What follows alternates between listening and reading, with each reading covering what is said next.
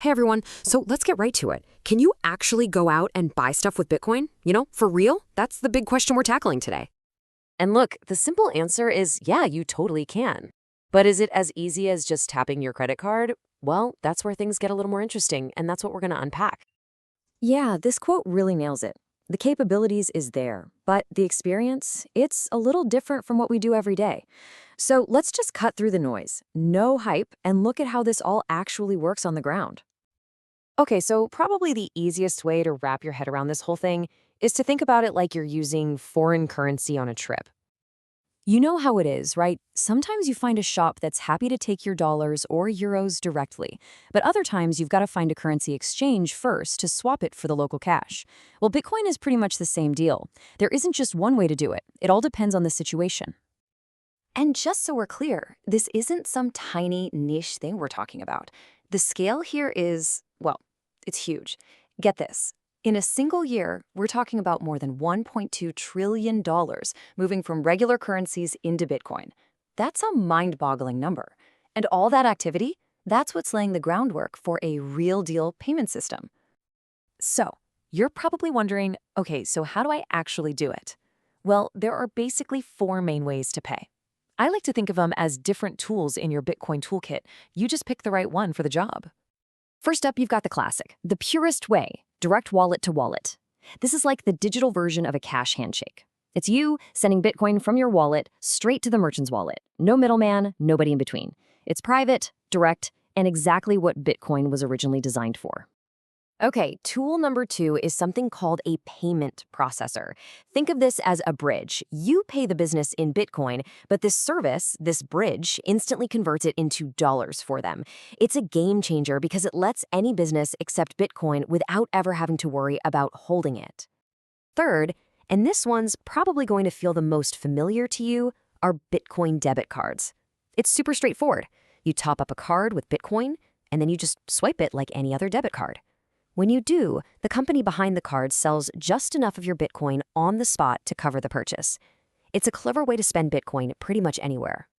And the last tool in the kit is peer-to-peer marketplaces. This is more of a community-driven thing. You're basically trading your Bitcoin directly with another person for something they have, like gift cards. And that's a huge one, because once you have a gift card, you've basically unlocked the ability to buy from thousands of stores. So let's just quickly recap those four. You've got direct payments for that pure peer-to-peer experience. You have payment processors that make it easy for any store to accept it.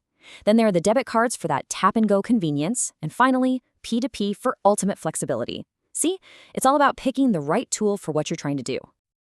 Okay, so we know the how, but what's actually happening under the hood when you press that send button? Well, a really good way to picture a Bitcoin transaction is to think of it like sending a super high security package. It's really just three simple steps. First, you need the destination. That's the recipient's wallet address, and you'll usually see it as a QR code, which is great because it means you can't mess it up with a typo. Second, your wallet uses your private key, which is totally secret, only you have it, to digitally seal that package. This proves it's really from you. And finally, step three, a massive global network of computers all check that seal to make sure it's legit. Once they agree, they add it to the public record, the blockchain, and it's there forever. All right, so we get how it works now, but let's be real, nothing's perfect. There are always trade-offs. And using Bitcoin for payments is no different. You gain some really powerful things, but you also give up some of the conveniences of the old system. Let's start with the good stuff, the upside. The biggest one, you are your own bank. Seriously, no one anywhere can freeze your funds or stop you from sending a payment. That's huge. You also get a lot more privacy because your name and address aren't attached to every single transaction. And for sending money across borders, forget about those crazy expensive, slow wire transfers. Bitcoin is global from the ground up, which is a massive deal. Now, on the flip side, there are definitely some challenges you need to know about. Number one is volatility. The price can go up or down, sometimes pretty fast. Another big one, transactions are final. There's no undo button, no 1-800 number to call for a chargeback. And lastly, network fees. When lots of people are using the network, the fee can get a bit high. It's not a big deal for a large payment, but it's not great if you're just trying to buy a coffee. And we're actually going to come back to that point in a minute.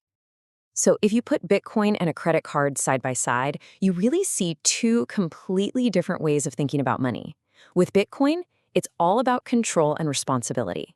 It's your money. With a credit card, you're trading some of that control for convenience and safety nets, but there's always a bank in the middle calling the shots.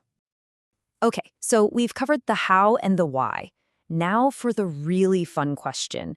Where can you actually use this stuff? In the real world. And the list is probably bigger than you think. It's probably no surprise that the first to get on board were tech companies. So buying electronics, web hosting, VPNs, that's pretty easy.